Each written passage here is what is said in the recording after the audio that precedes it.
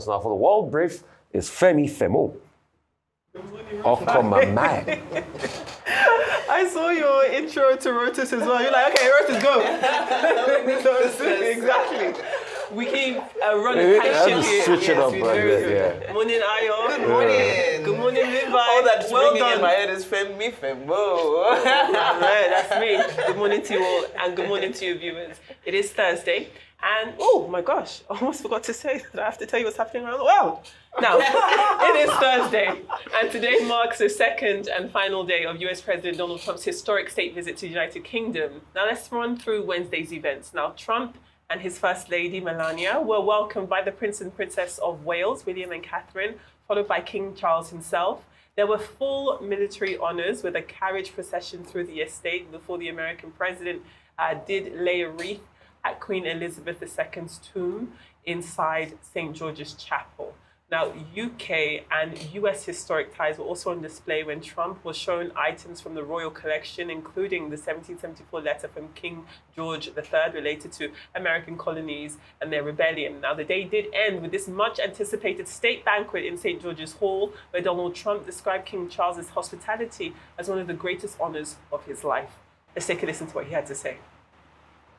It's a singular privilege to be the first American president welcomed here. This was the second state visit, and that's the first, and maybe that's going to be the last time. I hope it is, actually. But this is truly one of the highest honors of my life. Such respect for you and such respect for your country. The bond of kinship and identity between America and the United Kingdom is priceless and eternal. It's irreplaceable and unbreakable, and we must continue to stand for the values and the people of the English-speaking world.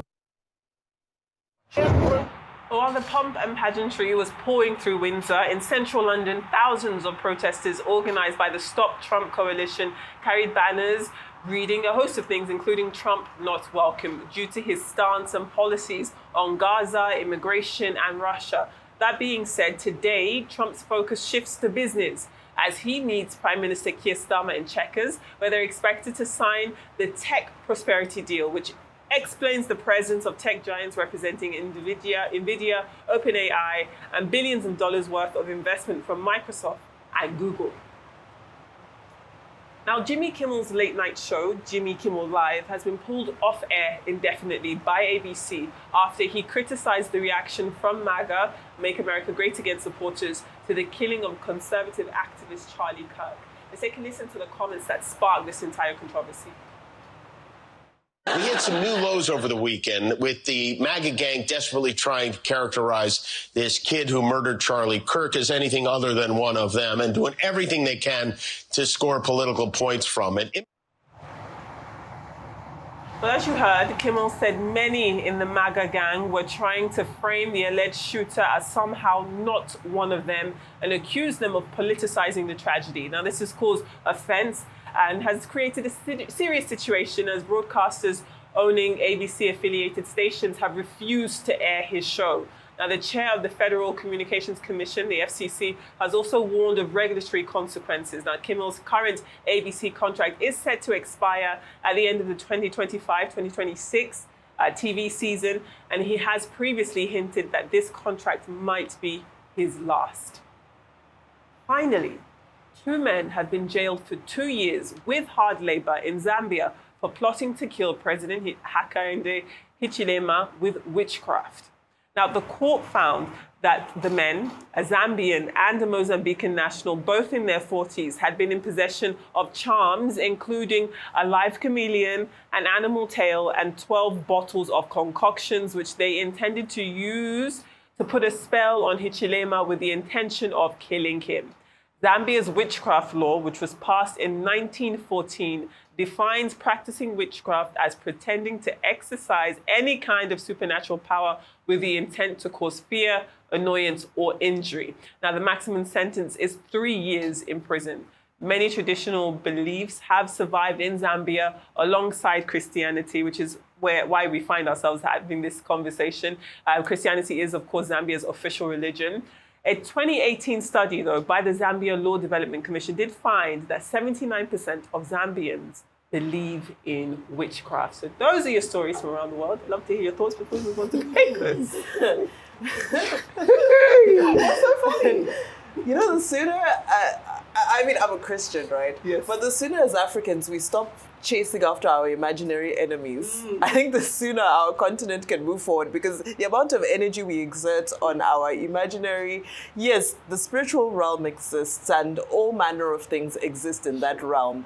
But I think the more energy you devote to it, sort of the more you amplify it in your life. So, you know, to see somebody who has an MBA from, I think, Birmingham University, you know, launch into this type of engagement to me is very concerning. Especially, I feel personally attacked because this is next door to Zimbabwe. So I'm like, this is this is a part. You know how the Nigerians and Ghanaians sometimes can disown each other. At this point, I say no. Zambia is a different country to Zimbabwe, but I mean, you know, it is against the law. So he is well within his rights, or the presidency is well within its right to pursue this issue. To more serious issues now. Donald Trump's state visit to the United Kingdom. Goodness me, the pomp, the pageantry, the horse-drawn carriages, the military bands, the military processions. I had to put aside my biases, which are that, you know me. I see that and I just feel like this is the blood of our ancestors and all their hard work and our resources that has been used to create all this pomp and pageantry. Yes. Put that bias aside. I said, my goodness me, this was a really beautiful ceremony. I was a little bit embarrassed to admit that. And Donald Trump's love for the crown, they say, came from his mother, who's Scottish, which was interesting context given all that transpires against immigrants in the United States. But they say that he actually watched the crowning of Queen Elizabeth with his mother, which is where he began this love affair with the crown. So for him, this was a very sort of coming of age moment. And I think it was good to see for this moment politics take a bit of a back burner and just see the state engagements in a manner that we're used to seeing them. Of course, Donald Trump, you could see that he did labor to sort of stick to the script to read his speech. So he kept, he did keep ad-libbing, but that's just his style. So I think, again, it breaks my heart when I see that sort of, these powers that have held us as the third world or the global south oppressed for so long can just carry on like this. And they will always find their unity, no matter what their differences are. And I think that's the takeaway, is that as African nations, I hope we can also seek to always find the things that can glue us together in such instances, as opposed to those that tear us apart. Okay, so on witchcraft and Zambia, I agree that when it comes to mysticism and spiritual things, it's difficult to prove, because how do you provide evidence? In this case, they say that the men had, they had obvious tendencies towards witchcraft through the things you mentioned, the potions and the concoctions. The truth is, when you look at the, spirituality, Christians, Muslims, witchcraft as it is in Zambia, it is difficult to legislate based on this, because what do you then determine as an offense? And so that's why I would make a case that it makes no sense. But the belief of the people can have a stronghold on the people. Absolutely. And so if the Zambian people feel that witchcraft is a thing, the truth is many people in the countries where it's not a crime believe in it. And if given the opportunity, we want to take that witch in your brother's family to court, because we take them to the court of heavens by going for prayers. A lot of people believe in witchcraft. That is the truth. And so we can, say, oh, it doesn't make any sense. But to the man, you want to kill me with your witchcraft, I'm taking you to court. At least they are bringing civilization to what had, traditionally been handled in that way. So he might have a couple. Of course, it sounds very, very ludicrous. But the truth is, if you look at it in the way the West also brought in different forms of expression, different people can interpret it that way. So if witchcraft is a thing in Zambia, I don't believe in the powers over me, but then it's their prerogative. Now, moving on to Jimmy Kimmel, I believe that America, following Charlie Kirk's death, a lot of things have been exposed.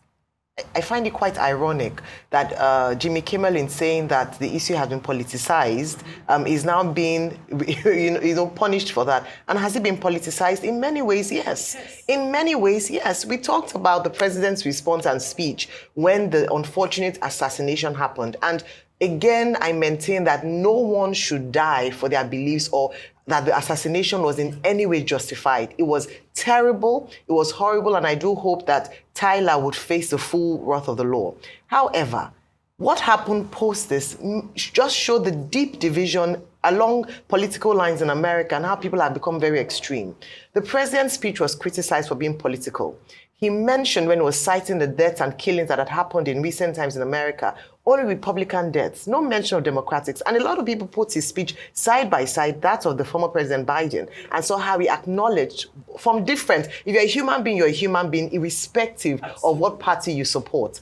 Beyond that is also, just clamping down a lot, and it's disproportionate to other decisions made based on other killings in America, whereby anyone who celebrates the deaths now would be, your visas would be revoked. This has never happened. When children have been killed by American citizens, when there have been school shootings, church killings, this hasn't happened in the past. It is therefore difficult to not see that this issue has been politicized. A lot of people have begun, America does not look like America currently based on this one incident. However, one incident can trigger a revolution, as we've seen in other parts of the world, the Arab Spring and in different parts.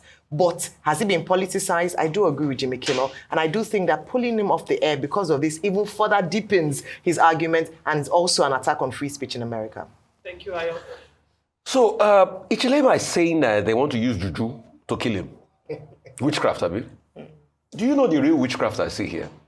The only witchcraft I see here is a man that you fought a political opponent, and when the political opponent died, you went to court over the political opponent's body's burial against the political opponent's wish. The man said, I don't want to be buried in a certain place. You went to court to upturn a dead man's wish. No pun intended. Yeah, and you ensured that the man was not buried as at the time. You didn't allow the man's dead body rest. For me, that's the highest form of witchcraft. If you check through the story, you know who I'm talking about that's doing this witchcraft. So, the evil that men do, live after them. How would they not be afraid? Moving on. I've made my point on that. As regards the pomp and pageantry, yes, Trump is a royalist to the core. He loves the pomp and pageantry. Goodness me. Good rendition of Edgar, good rendition of classical music, good rendition of American bands there, military bands, you need to see the syncopation of the horses. Pum, pum, everybody was spot on. And it was a good one. I love a good royal ceremony, and Trump got it all. But it doesn't stop the protests on the streets, that's the main London. Apart from the golden spoon and everything, it doesn't stop the protests on the street. It doesn't stop the protest by a group which I support. They're called Led by Donkey, that projected in Windsor Trump with Epstein. He doesn't push away the Epstein file. Yeah, they might do a deal today as regards tech and bring it tech to the UK and all of the business people, but it doesn't stop all of that. It doesn't stop the fact that Trump has become dictatorial with lawfare against companies. Femi, this was what happened in Jimmy Kimmel's case. A MAGA man that is in charge of the FCC in America threatened ABC over Jimmy Kimmel's comments, and it's based on that they pulled him off air. So America has now become like out of Hitler Germany and Mussolini in the days of Popolare d'Italia, where they censor media when it doesn't favor you. And what did Jimmy Kimmel say? The truth. The way MAGA has deified Charlie Kirk. In fact, they are beginning to do revisionism, act like we never saw Charlie Kirk. It's not the same Charlie Kirk that called George Floyd's comeback. It's not the same Charlie Kirk that says of atrocious things. I do not believe that he should be killed for his views, and I totally condemn the cowards that killed him for his views. But the way MAGA and the right-wingers are trying to deify Charlie Kirk like we never knew him, and they are causing civil strife, pinning everybody down. But I'm not surprised. They can gag ABC. Is that not how the same ABC went to pay them millions as regards to Stephanopoulos' case? So what is that not how CBS succumbed to Trump the other day because they wanted to get a deal passed with Skydance, and they went ahead to do everything of their bidding? Have they not pulled out everybody? Where's Stephen Colbert today? Didn't they sacrifice Stephen Colbert for that deal? So you can see traditional media, but the independent voices will continue to stand. Because this was how Hitler did it in Germany with the likes of Goebbels. They censored the newspaper. They censored the media outreach. This is dictatorship and censorship. And this run against free speech. So you can now see the hypocrites. The right wing that talk about free speech, Yes. they are the ones that can't stand free speech today. Oh, well, thank you all for your wonderful submissions to the World Brief, as always, as usual. Let's take a look at newspapers. This day leads with there being jubilation in River State as President Tinubu has ended a 6-month state of emergency, which sees the return of elected Governor Stephen Alayi Fubara, even though we're yet to see him yet. I was listening to you live this show. We haven't seen him, and his State House of Assembly members. Now, this is a story carried across all Nigerian papers featured in the newspaper review, so we'll try to pick out some other stories for discussion. Now, staying with this day, there's also the news of this unfortunate fire at the Afriland Tower. At least 2 directors at the Federal Inland Revenue Service, at least four of them at the Federal Inland Revenue Service, unfortunately lost their lives. Also, a number of other staff members at UBA, United Bank of Africa, lost their lives when the fire broke out in the inverter room in the basement of the 6-story building. Just terrible news there. The actual owners of the building have remained silent as yet, according to This Day reporting.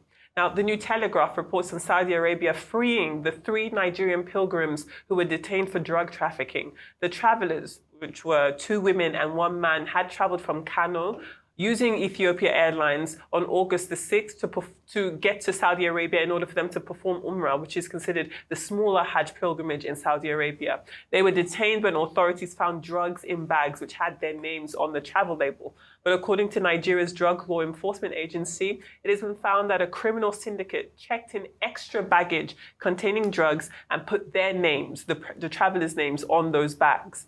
It's believed that this criminal syndicate operates out of Malam Aminu Kano International Airport. So they have been freed, and it will be interesting to see if they will make any public statement once they return to Nigeria. Now, moving on to the Punch, the federal government has ordered that history, specifically Nigerian history, be reinstated as a subject in both primary and secondary school. This takes effect from the 2025-2026 academic session. It's part of a broader overhaul of the national curriculum. The government is reducing the number of compulsory subjects, placing more emphasis on skill-based learning and restructuring subject groupings. Speaking of education, the Vanguard reports that 60.26% of candidates scored 5 credits and above, including maths and English, in the 2025 SSCE internal exams. There's also been a significant drop in examination malpractice in 2025. There were 3,878 recorded cases compared to 10,094 cases in 2024. That's a reduction of just under 62%. However, some schools, 38 in total across 13 states, are implicated in school cheating. Now, Guardian reports on Dapman and Dangote still bickering over this diversion allegation. The Dangote refinery says Dapman members are diverting fuel or have been diverting fuel to neighboring countries, especially in West Africa. Dapman has issued a 7-day ultimatum for the claim to be withdrawn or proven with evidence. Daily Trust now reports on the empty shelves in Lagos and Ibadan branches of ShopRite as the business continues to struggle with competition. Those are your papers. Okay, on ShopRite, I mean, gosh, it's quite interesting because I know there was a lot of debate around people saying, well, ShopRite didn't get it right and so forth. And then other people are countering and saying, no, there's just so many Nigerians who have now gone into the business of department stores that ShopRite has lost that novelty that they had. And unfortunately, they were unable to adapt to the changing times. So I saw somebody say, you know, why would I go to a ShopRite when I have a Boku or an Ebano or whatever close to me? They're selling all the same stuff. Very quickly, though, front page of Punch for me that outlines the winners and the losers of the River State saga. The one name I wasn't expecting on the losers list was Rotimi Amechi, which I thought, it's debatable, but I thought it was quite an interesting inclusion into that because, of course, he would have loved to have had the upper hand, especially given, presidential aspirations coming up and so forth. Still maintain that the biggest losers are the Rivers people. Yeah. Because, and you heard what Friday said, reports, and I listened to Mano Mano on Daybreak this morning as well, and his report about they just want governance. They just want someone who would be there and be there for the interest of the people instead of this political higi-haga that's been happening since Fubara came into office. But a story I didn't have the opportunity to comment on earlier today is the Dapman Dangote story. Yeah. I do believe that, they often say when two giants fight, it's the grass that suffers. In this instance, these two giants fighting might just be the grass that wins. Because now Nigerians are being exposed to a lot of things that happen especially in the downstream, midstream sector in oil and gas in Nigeria. I really want that man to rise to the challenge of Dangote, to take them to court over the allegations that has been made that they divert oil in order, to rip off the Nigerian people. That man is insisting that Dangote must withdraw that statement and apologize, or they go to court in 7 days. Dangote said, no, don't wait for 7 days. Go now. No, he said, go now. Today. So let us go now, because he who alleges must prove. Right. And let Dangote go and show the Nigerian people who really has been sabotaging them when it comes to oil and gas in Nigeria. I think this fight is good for the grass. So let's have more revelations. And he has really emerged as such a warrior. Dangote has really come out scrapping since the very beginning. But please keep fighting for the Nigerian people. I was saying, I love it when Alhaji switches on his ring light. When he starts giving us this. Let's have a podcast. Tell us all the people who have been sabotaging Nigeria. And if indeed, that man has a right to challenge that. If he doesn't have anything to prove his point, then he should take him to court. There you go. Oh, all right. There was a story you commented that I really want to say something. I think it was the first story. ShopRite? Yeah, ShopRite. So ShopRite has long left Nigeria. So this is not ShopRite. I think it's just people using their franchise. ShopRite. So the South African arm has long left. Secondly, as regards this, let me even add to the Wawu lens. Alhaji Aliko Dangote Group made an allegation that it was some DAPMAN members that supplied the fuel that knock people's engine. He says so. Please, can they both go to court so that they will be able to release that DAPMAN member to Nigeria so that we know the truth, Because if it's not because of this fight, we will not know that it was DAPMAN member that supplied this. Because we asked DAPMAN here, they denied it that day. They want Alhaji Aliko Dangote to release that DAPMAN member that brought adulterated fuel into Nigeria so that we can see it. Please, issue. That's what you're here for. That's what you're interested in. But they have to settle at some point. No, they need to. And they should not affect Nigerians. We don't want to see any queues. Please fight at the top. Leave the grass alone. Yeah. Do you understand? Leave the people alone. It's a threat to national security. So I hope they don't in any way stop our supply of fuel. Yeah.